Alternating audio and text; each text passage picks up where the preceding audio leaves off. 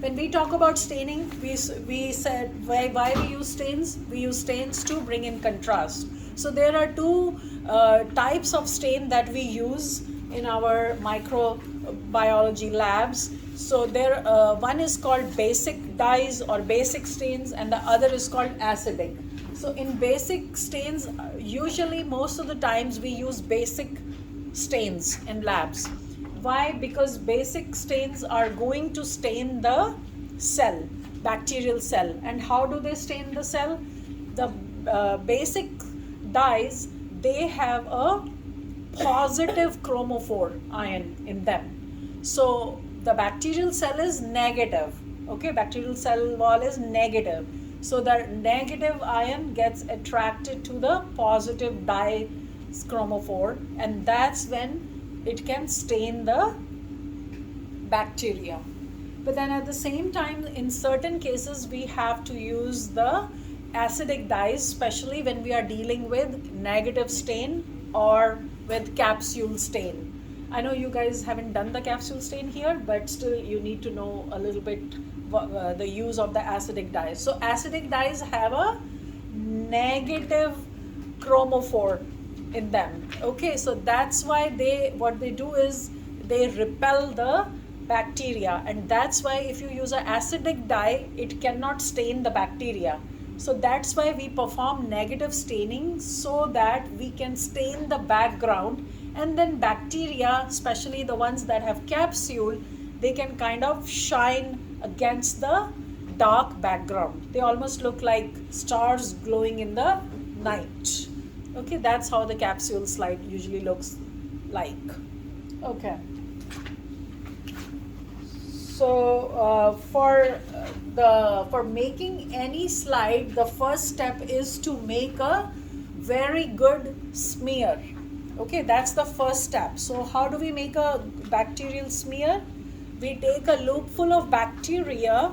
If it's from the solid media, then we put a drop of water in it, and we spread the bacterial inoculum uniformly on the slide. Okay, and we spread it like its diameter should be almost like a dime. Okay, and once we have this smear made, we are going to let it air dry for a few seconds, and after that the second important step is to heat fix it.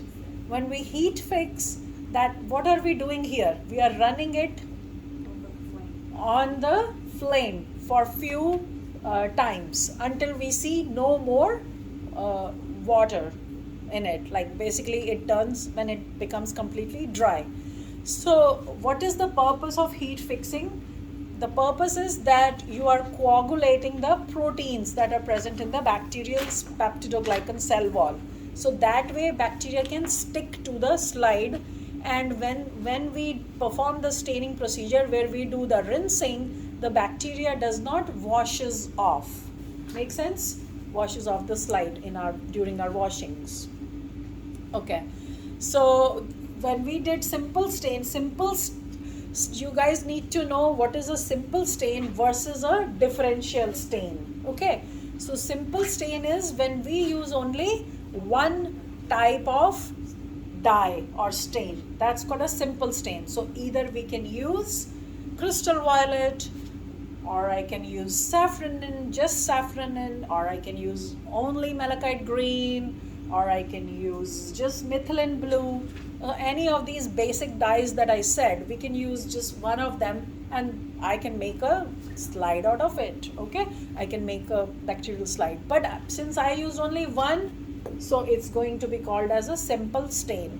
A simple stain can tell you the morphology of the bacteria, its shape and its arrangement, but it cannot differentiate between two groups of bacteria.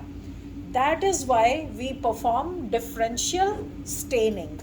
Okay, so when we perform differential staining, that means we are using more than at least two dyes, and in certain cases it can be more than two too. Okay, so under differential staining, the very first type of staining that we do is called gram staining. Okay, so the gram staining is the most popular procedure, as we all know. Okay, and when we it differentiates between gram positive bacteria and gram negative bacteria. Okay, if you want, I can repeat the whole procedure, but you should know which are the different stains and what is the order of all these stains. Okay, so the primary stain in case of gram staining is crystal violet. So you first put your, after making your smear and heat fixing it, you are going to use crystal violet for 1 minute, and after 1 minute you are going to wash off the extra crystal violet stain, and you wash it off or rinse it with water. Okay, so once extra stain is removed, then you are ready to put your mordant called iodine. So iodine basically fixes the color of the crystal violet, and it forms a crystal violet iodine complex in the peptidoglycan cell walls.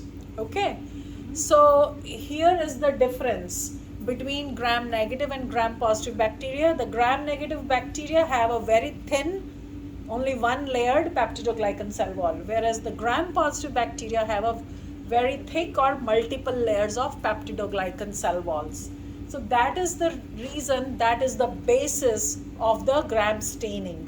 Okay, so the until we apply iodine, both gram negative and positive, they both look purple until this stage. Okay, the difference comes after this when we use acid alcohol, not acid but alcohol. Some labs use acetone alcohol also. So either it's 95% alcohol or acetone alcohol, doesn't matter, as long as it does its job of decolorizing the slide. Okay, so the alcohol is the decolorizer here. And another difference between gram positive and gram negative bacteria is that gram negative bacteria possess an outer lipopolysaccharide wall. So that outer wall is an additional wall apart from the peptidoglycan cell wall, and that is also one of the bases of differences between gram positive and gram negative bacteria. So when you use alcohol, alcohol is going to break down this outer LPS wall in gram negative bacteria. So once the outer wall is broken down, then what happens? The crystal violet iodine complex is going to wash off from the bacterial cell. Okay, so there is not going to be any more purple color or violet color of the crystal violet iodine complex. Okay, so that's why at this stage gram negative bacteria look colorless if you happen to see them under the microscope.